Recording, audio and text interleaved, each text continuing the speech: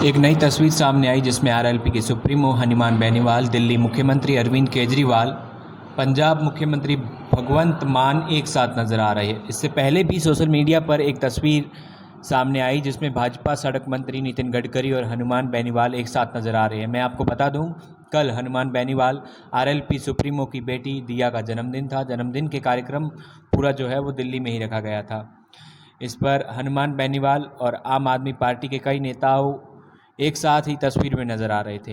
हनुमान बेनीवाल ने कई अलग अलग पार्टियों के नेताओं को इनवाइट किया था इस कार्यक्रम में, जिसमें दिल्ली मुख्यमंत्री अरविंद केजरीवाल, पंजाब मुख्यमंत्री भगवंत मान और कई दिग्गज नेता एक ही तस्वीर में नज़र आ रहे थे। राजस्थान में चुनाव नवंबर में है और उससे पहले ऐसी तस्वीरें आना यह संकेत देते हैं कि यह सारी पार्टियां जो कहीं ना कहीं राजस्थान में गठबंधन कर अपनी सरकार बना सकती है।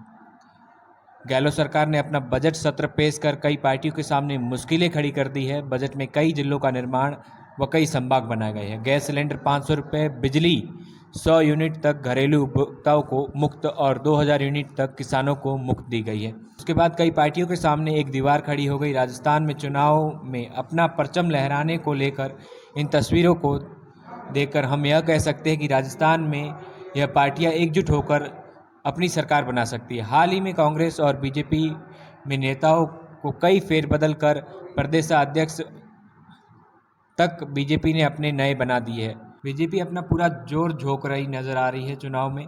चुनाव से पहले ही उसने अपने कई पार्टियों के जो प्रदेशाध्यक्ष थे वो चेंज किए हैं और कई जिला अध्यक्षों को नव नियुक्त किया गया है।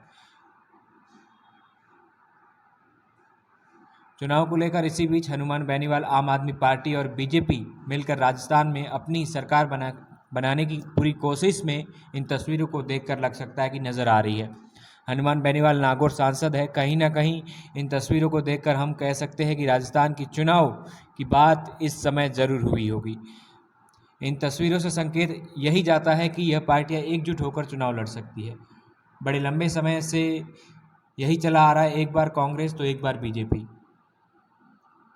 इस बार देखना यह रहेगा कि कांग्रेस अपनी सरकार वापस रिपीट कर पाती है। कई समय से सचिन पायलट, पूर्व उप मुख्यमंत्री राजस्थान, और मुख्यमंत्री अशोक गहलोत के बीच मनमुटाव चल रहा था। अब उनकी तस्वीर भी एक साथ नज़र आ रही है। इससे पहले यह लगता था कि जब चुनाव नज़दीक आना रहता है उससे कुछ समय पहले यह जातीय समीकरण बनाने के लिए जो नेताएं हैं वो अलग हो जाते हैं और उसके बाद जैसे ही समय एक निश्चित समय रह जाता है तब ये एक ही पार्टी के नेता एक साथ नज़र आते हैं। इससे यही कह सकते हैं कि ये जातीय समीकरण बनाने की पूरी कोशिश में रहते हैं। इस बार आम आदमी पार्टी भी राजस्थान में अपनी पूरी ताकत झोंकने को तैयार है। राजस्थान में वह 200 विधानसभा सीटों पर चुनाव लड़ेगी। अरविंद केजरीवाल ने भी अपने प्रदेशाध्यक्ष और कई एमएलए को राजस्थान में सक्रिय कर दिया है। गुजरात चुनाव के बाद आम आदमी पार्टी राष्ट्रीय पार्टी बन चुकी है।